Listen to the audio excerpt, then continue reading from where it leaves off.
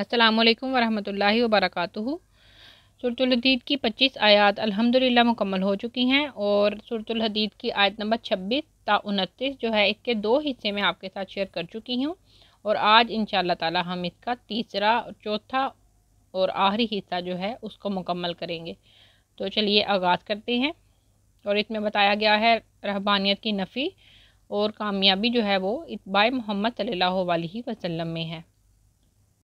औज़ुबिल्लाहि मिनश्शैतानिर्रजीम, बिस्मिल्लाहिर्रहमानिर्रहीम।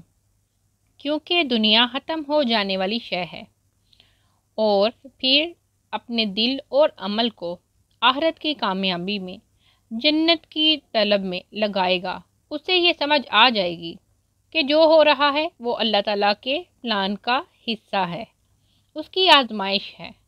तो वो कभी मायूस नहीं होगा, वो नेमतों पर गरूर और तकब्बुर नहीं करेगा, बल्कि अल्लाह ताला का एहसानमंद होगा और उसकी महलूक के साथ नरमी का रवैया रखेगा। और फिर खुद पर मेहनत करते करते एक वक्त ऐसा आएगा जब वो दूसरों को भी अपनी रोशनी से रोशनी दिखाएगा। तो इस सफ़र में सारे मरहले तकरीबन आ ही गए ना, एक खूबसूरत सच्चे ईमानी सफ़र के।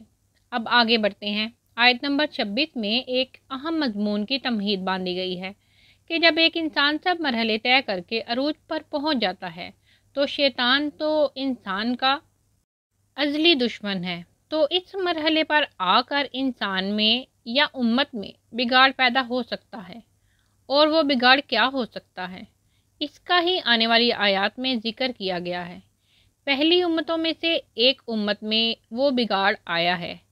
इस उम्मत की यानी हज़रत ईसा अलैहिस्सलाम की उम्मत की मिसाल इसलिए दी गई है ताकि हम सबक हासिल करें और उस गलती से बाज रहें जो उन्होंने की। चलें अब हम सबसे पहले आयत का तर्जुमा पढ़ते हैं। तर्जुमा: और हमने नूह और इब्राहीम अलैहिस्सलाम को भेजा और इन दोनों की नस्ल में नबूवत और किताब रख दी। फिर इनकी औलाद में से किसी ने हदायत इख्तियार की और बहुत से फासिक हो गए। असल में जो आगे अहम मजमून आ रहा है ये इस आयत की पुरशिकवा तमहीद है। कुरान पाक में मैंने अक्सर नोट किया है कि जब कोई अहम मजमून बयान हुआ है उससे पहले उसकी तमहीद बांधी गई है। उससे हमें ये सीखना चाहिए कि जब कोई अहम बात किसी से बयान करनी हो या अपना नुक्ता नज़र बताना हो तो अच्छे अंदाज से पहले इसकी थोड़ी सी तमहीद बांधी जाए जिसका ताल्लुक़ हमारी असल बात से ही हो, फिर असल मुद्दा बयान किया जाए। अच्छा, यहाँ इस आयत में बताया गया है कि हमने हज़रत नूह और इब्राहीम अलैहिस्सलाम को भेजा और उनकी नस्ल में ही नबूवत और किताब रख दी। ये कितनी बड़ी सआदत है। नूह अलैहिस्सलाम को आदम सानी भी कहा जाता है, यानी कि दूसरे आदम जो हैं उनको कहा जाता है। सानी का मतलब है दूसरा और आदम का मतलब है आदम अलैहिस्सलाम।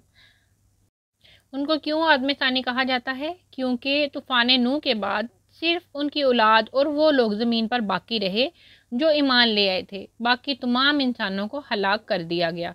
तो उनकी औलाद में ही नबी आए और उनके बाद आप जानते हैं ना कि हज़रत इब्राहीम अलैहिस्सलाम की नस्ल में ही तौरात, अंजील, ज़बूर और कुरान पाक नाजिल किया गया। हज़रत इब्राहीम के बाद तमाम अंबिया और रसूल का सिलसिला सिर्फ औलाद इब्राहीम में ही जारी रहा, यानी जितने भी नबी और रसूल आए वो उनकी औलाद में ही आए। इतना बड़ा एजाज़ क्यों मिला? यहाँ पे हमारा तीसरा हिस्सा जो है वो मुकम्मल हुआ। अब चौथा और आखिरी हिस्सा जो है वो मैं आपके साथ शेयर करती हूँ। तो अब हम उसको पढ़ते हैं। उनको इतना बड़ा एजाज़ क्यों मिला? इसकी वजह उनका इखलास था।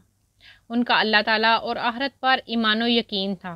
हज़रत नूह अलैहिस्सलाम ने तकरीबन 950 साल अल्लाह के रास्ते में मेहनत की। ये कितना ज़्यादा अरसा है, फिर भी बहुत कम लोग ईमान लाए। और हज़रत इब्राहीम अलैहिस्सलाम की ज़िंदगी पर नज़र डालें तो उन पर तरह तरह की आजमाइशें आईं। कभी बाप की मुखालफत, आग में फेंका जाना, हिजरत, औलाद का ना होना, फिर बुढ़ापे में औलाद का होना और फिर इस अनमोल औलाद को बेआबाद वादी में अल्लाह ताला के हुक्म से छोड़ जाना, फिर इसी औलाद को ज़िबा करना। ये सब क्या था? ये इम्तिहान थे, लेकिन वो हर आजमाइश में कामयाब हुए। तो क्या सिला मिला? अल्लाह ताला ने सारे नबियों का इमाम बना दिया। اپنا دوست قرار دیا اور دنیا میں ہی ان کو بہترین صلہ دیا۔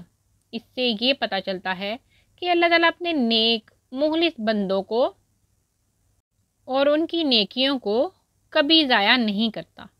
وہ بہت قدردان ہے، بہترین جزا عطا فرماتا ہے، اپنے نیک بندوں کا ذکر ان کے جانے کے بعد بھی جاری رکھتا ہے، انہیں نہ صرف آخرت میں بلکہ دنیا میں بھی سرفرازی عطا فرماتا ہے۔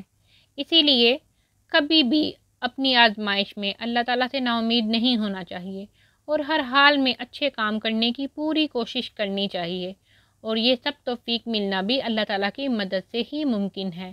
تو اس کے لیے دعا بھی لازمی کرنی چاہیے کہ اللہ تعالیٰ ہمیں اپنے لیے خالص فرما لے، اور جب ہم پر مشکلات آئیں تو ہمیں اللہ تعالیٰ اپنی طرف ہی رجوع کرنے کی توفیق عطا فرمائے۔ آمین ثم آمین۔ آگے فرمایا کہ ان کی اولاد میں سے کچھ لوگ تو ہدایت پر تھے اور کچھ زیادہ تر فاسق ہو گئے۔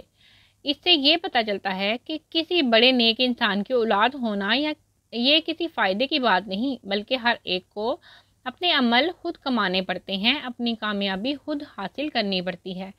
تو یہاں پہ یہ حصہ ہمارا مکمل ہوا۔ ملتے ہیں اگلی ویڈیو میں۔ السلام علیکم ورحمۃ اللہ وبرکاتہ۔